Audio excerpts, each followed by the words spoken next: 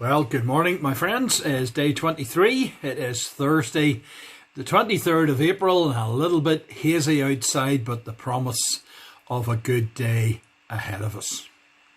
Today's title in our little study is Facing Giants.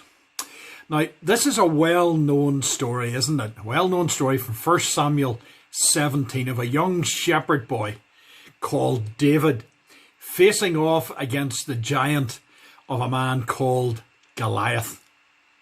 Now, Samuel has recently anointed him as the next king. And the scriptures tell us that when that happened, that David became full of the Holy Spirit. Now, there's no secret that that's where he is drawing his strength from in this case. But Saul, the existing king, didn't know about it. It's just as well.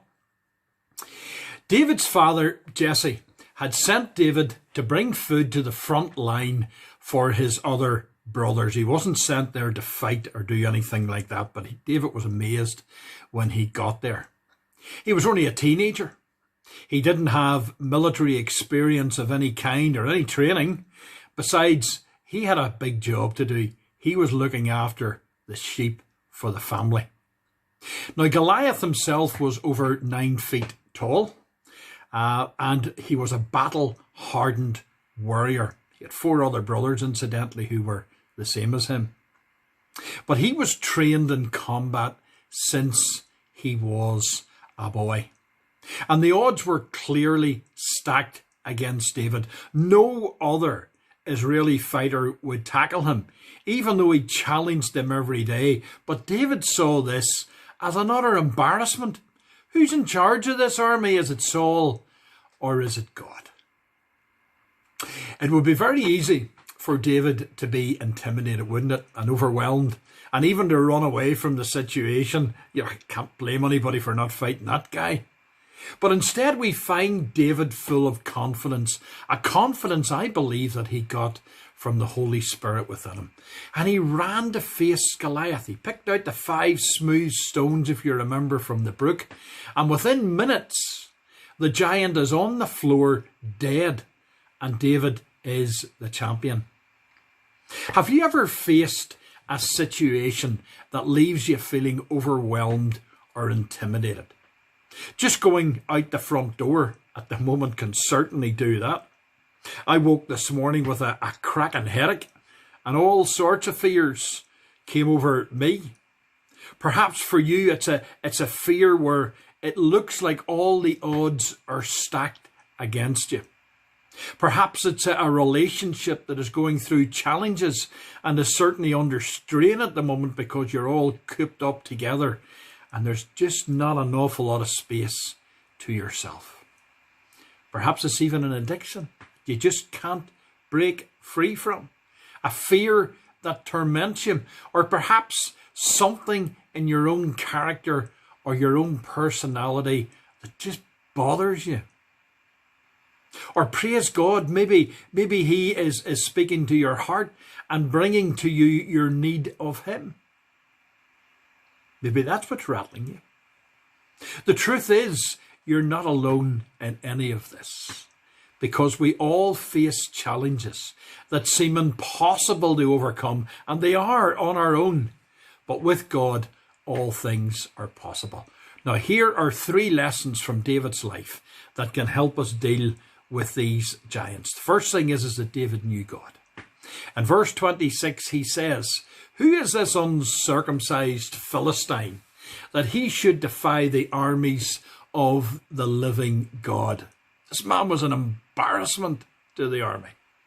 Everyone else's response was to run away from Goliath's threat, but David's reaction is one that shows that he knows his God is alive and more powerful than this giant. David knew who he belonged to and that God would fight on his behalf. You see, friends, David's confidence was rooted not in his ability to overcome, but in the deep trust that David had in God because he knew him personally and intimately, and the Holy Spirit was with him. Secondly, David had proved God. When Saul points out the fact that David is an untrained boy and that Goliath has been trained in combat since his youth, David responds by recounting a story to Saul, a personal story. So David said to him, he says, look, when I'm out with a sheep on here, when a lion or a bear came and carried off the sheep from the flock, I went after it.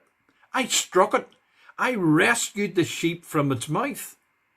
Your servant here, I've killed both the lion and the bear.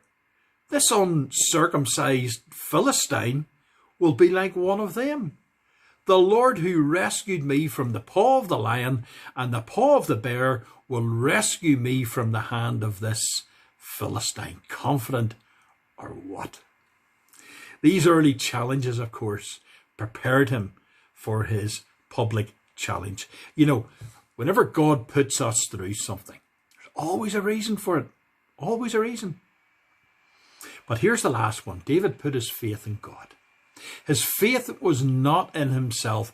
Instead, David had complete trust and faith in God's ability and in God's power to do the impossible.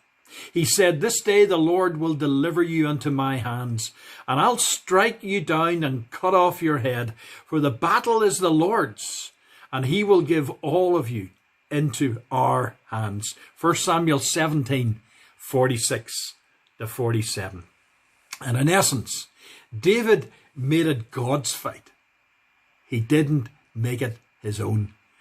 And there is something so powerful and wonderful when a person puts their trust in God and allows him to fight on their behalf, on your behalf. So let me encourage you today to develop a personal friendship with God and trust him with the small things that trouble you. The smaller challenges, they actually build faith. They develop the strength within us. And instead of fighting your own battles, why not hand them all over to God? Put your trust in him completely, my friends, and he will fight on your behalf. The Lord bless you real good this day.